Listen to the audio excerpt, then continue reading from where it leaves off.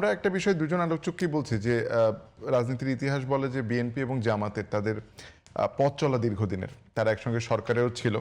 এখন সরকার, এই সরকারটি ভিন্ন রকমের সরকার, এই সংসদ ভিন্ন রকমের সংসদ, এবং সেই সরকার গঠন করার 2 মাসের মধ্যে গানের ভাষায় যেমন হচ্ছে যে আজ দুজনের দুটি পথ ও দুটি দিকে গেছে বেঁকে। এই দুই দিকে বেঁকে যাওয়ার ফলাফলটাও আসলে খুব একটা যে অশুভ হবে সেটাও না, কিন্তু আমরা বিশেষ করে সাধারণ মানুষ বা যে কেউ আশঙ্কার মধ্যে পড়ি যখন দেখি যে ক্যাম্পাসগুলো অস্থির হয়ে উঠছে এবং দুটি ভ্রাতৃপ্রতিম ছাত্র সংগঠন তারা যখন মুখোমুখি দাঁড়ায়, সেটি আসলে এক ধরনের আশঙ্কার জায়গা তৈরি করে। আমি শান্ত আপনার কাছ থেকে জানতে চাই যে এটিকে কিভাবে বিশ্লেষণ করবেন, যে খুব তাড়াতাড়ি, যদিও এটি এনসিপির সরাসরি সংশ্লিষ্টতা বা এনসিপির ছাত্র সংগঠন তারা তাদের মতো করে প্রতিক্রিয়া জানিয়েছেন, কিন্তু এই যে ক্যাম্পাসগুলোতে ছাত্র দল ছাত্র শিবির মুখোমুখি হচ্ছে, সেটি রক্তারক্তি অঙ্গহানির মতো জায়গায় চলে যাচ্ছে, এত দ্রুত আবারও ক্যাম্পাসে অস্থিরতা ফেরাটা মানে স্বাভাবিক কি?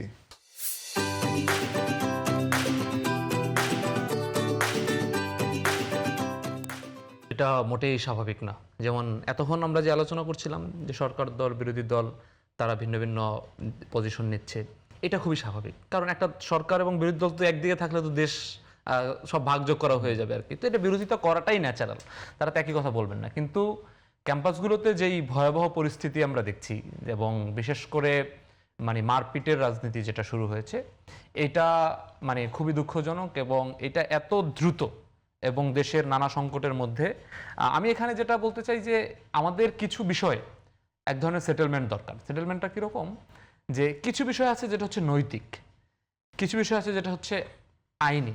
মনে করেন কোন একটা ছাত্র সংগঠন, তার অনেক নৈতিক ফ্লস আছে, সেটাকে আপনাকে নৈতিক উপায়ে সেটাকে হচ্ছে আপনাকে তার বিরুদ্ধে বলে তার বিরুদ্ধে জনমত তৈরি করে সেটাকে ডিল করতে হবে।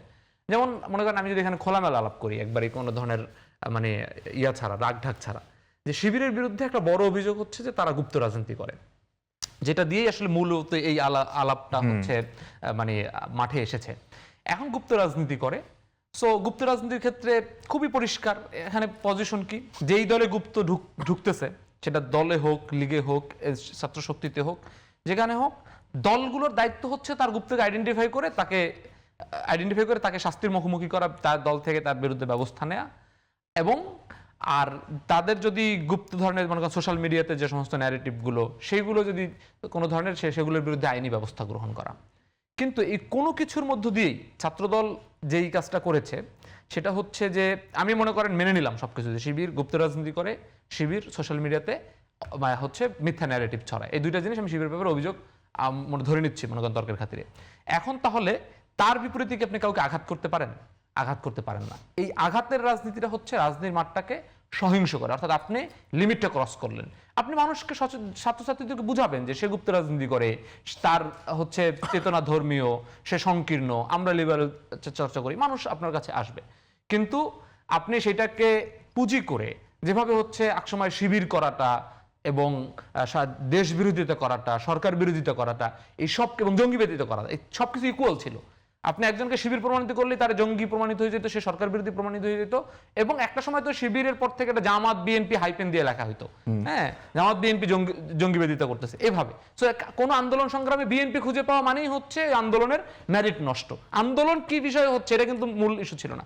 তো এই কাজটা আমরা দেখছি এখন বিশ্ববিদ্যালয়গুলোতে হচ্ছে, যে আপনি একজনকে গুপ্ত প্রমাণ করলেন, কিন্তু গুপ্ত প্রমাণ করার পরে কি আপনি তাকে আঘাত করতে পারেন, তাকে আপনি মারতে পারেন? কিন্তু সেই মারামারির মতো ঘটনা ঘটছে। এবং যেটা ঢাকা বিশ্ববিদ্যালয়ে যেটা হয়েছে, এটা আরো দুঃখজনক। যেই ছেলেটার বিরুদ্ধে এই অভিযোগটা ছিল, সেই ছেলেটা নিজে গেছে জিডি করতে, যে আমার নামে একটা ভুয়া ফটোকার্ড ছাপানো হয়েছে, অর্থাৎ সেও অনলাইন হেনস্থার শিকার। সেই থানায় ঢুকে ছাত্রদলের নেতাকর্মীরা তাকে মারছে, সেখান থেকে ডাকসুর অন্য সদস্যরা গেছে, তাদেরকে আঘাত করছে। এটার মধ্য দিয়ে আসলে যেই ধরনের পরিস্থিতি ছাত্রদল বিশ্ববিদ্যালয়ে ইন্ট্রোডিউস করলো, এইটা খুবই লজ্জাজনক। আমি শিক্ষা নিয়ে আরো একটা কথা এখানে এই ইয়ার ক্ষেত্রে ছাত্র রাজনীতির এই সহিংসতার বাইরে আমি বলতে চাই, সেটা হচ্ছে যে দেখেন, আজকে একটু আগে যখন আমরা এসেছি তখন একটা ঘটনা ঘটেছে। আজকে সময় 3 মিনিটের একটা নিউজ করেছে, রংপুরের প্রতিবেদন একটা করেছে, যে 20 তারিখ থেকে একটা টেলিগ্রাম গ্রুপ চক্রে হচ্ছে প্রশ্ন ফাঁস হচ্ছে। এবং দেখবেন যে আমাদের শিক্ষামন্ত্রী মহোদয়, তিনি হচ্ছে বিভিন্ন স্কুলের বারান্দায় বারান্দায় দৌড়ান আর হচ্ছে রিলস বানান, এবং তিনি আবার নিজের আইডিতে সেই রিলস আপলোড দেন। এবং তিনি যেই ধরনের রিলস আপলোড দিয়ে দেখান যে মন্ত্রী ওইটা স্রেফ একজন সহকারী শিক্ষক হল পরিদর্শকের দায়িত্ব, তিনি করতে পারেন যে এই পরীক্ষার খাতা দেওয়া এবং পরীক্ষার খাতা নিয়ে নেওয়া। কিন্তু তিনি তো প্রথম দিনে স্পষ্ট করে বলেছেন যে এবার প্রশ্ন ফাঁস হয়নি, হওয়ারও কোনো সুযোগ নেই। আমি এটাই বলছি, এবং তিনি এটা বলেছেন, বলে তিনি আসলে এই জায়গাগুলো তার খেয়াল রাখছেন না। তিনি এই এমন কাজ করছেন, রিলস বানানো কোনো সমস্যা না, তো রিলস বানায় যদি আপনার আসল দায়িত্বই চলে যায় এবং প্রশ্ন ফাঁস, এটা কত ভয়াবহ আপনি চিন্তা করতে পারবেন না। কত লক্ষ লক্ষ শিক্ষার্থী পরীক্ষা দেয় এবং এখানে হয়তো 1000-2000 শিক্ষার্থী প্রশ্ন ফাঁস বা 1 লক্ষ শিক্ষার্থী প্রশ্ন ফাঁস, বাকি সবার সাথে এমন ইনজাস্টিস করছেন, এটা ইররিভার্সিবল লাইফ টাইম লস, এটা কিন্তু আপনি কোনোদিন আর ফেরত আনতে পারবেন না। সো সেইটা করছেন। এবং ইন্টারেস্টিং, আমি এর পরের পার্টটাও বলছি, শিক্ষামন্ত্রীর ফেসবুক ভেরিফাইড পেজে একটা নিউজ শেয়ার দিয়েছেন, সময়ের নিউজটাকে ডিলিট করানো হয়েছে। দেখেন, এটা হচ্ছে মিডিয়ার উপরে কি ধরনের এক ধরনের নিয়ন্ত্রণী কর্তৃত্ববাদী আচরণ। সেটা হচ্ছে একটা দায়িত্বশীল মিডিয়া, মনে করেন জিটিভি, সে একটা নিউজ করলো, নিউজটা যদি ভুল হয় তাহলে তার দায়িত্ব কি? সে আর একটা ডিসক্লেমার দিবে যে আমার প্রিভিয়াস 3 ঘন্টা আগের নিউজটা এই ইনফরমেশনের ঘাটতি ছিল, আসলে ঘটনাটা এইটা। কিন্তু আউট অফ নোহ্যার সেটাকে চাপে, কারণ আমরা জানি যে সময় কিভাবে অফিস দখল করছে, কারা কারা এখানে আসছে, এটা নিয়ে আমি আর বলতে চাই না, ভিন্ন আলাপে যাবে, সেটাকে ডিলিট করানো হলো কোনো ধরনের কোনো ব্যাখ্যা বিশ্লেষণ ছাড়া। এবং 3 ঘন্টা নিউজের সময় ডিটেলসে গ্রুপে ঢুকে লাইভ স্ক্রিন রেকর্ড করে ভিডিও হচ্ছে ডকুমেন্টারিতে দেখালেন। সেই নিউজের বিপরীতে শিক্ষা মন্ত্রণালয় থেকে জানানো হলো যে সরকার এবং দেশের ভাবমূর্তি রক্ষা করার জন্য একটা চক্র প্রশ্ন ফাঁসের গুজব ছড়াচ্ছে। অর্থাৎ একেবারে এই কথাটা আপনি একটু জাস্ট এই দুইটা টাইম বাদ দিয়ে দেন, দেখবেন যে বহুত হাজার হাজার লাইন আপনি পাবেন।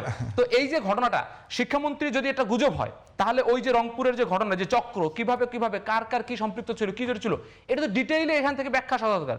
দেশের ভাবমূর্তি নষ্ট করার জন্য কে আপনার বিরুদ্ধে গুজব ছড়াচ্ছে? আপনি তো ওই শিক্ষার যারা অন রেকর্ড ক্যামেরাতে একাধিক শিক্ষার্থী ইন্টারভিউ দিয়েছে, তারা পরীক্ষার্থী নিজেরা, তো এটা পরিষ্কার বোঝা যাচ্ছে যে এখানে এক ধরনের চাপ প্রয়োগ করে এটাকে ধামাচাপা দেওয়ার চেষ্টা করা হচ্ছে। এই যে শিক্ষাকে এক ধরনের, একটা তো বাণিজ্যিকরণ নিয়ে আমরা অনেক আলাপ করি, কিন্তু শিক্ষাকে যে গলা টিপে হত্যা করার প্রজেক্ট, এগুলোর কিছুর মধ্যে সবচেয়ে বড় ইন্ডিকেটর হচ্ছে প্রশ্ন ফাঁস করা এবং শিক্ষাঙ্গনে দখলদারিত্ব এবং রক্তের রাজনীতি করা, সেটা করতেছে বর্তমানে।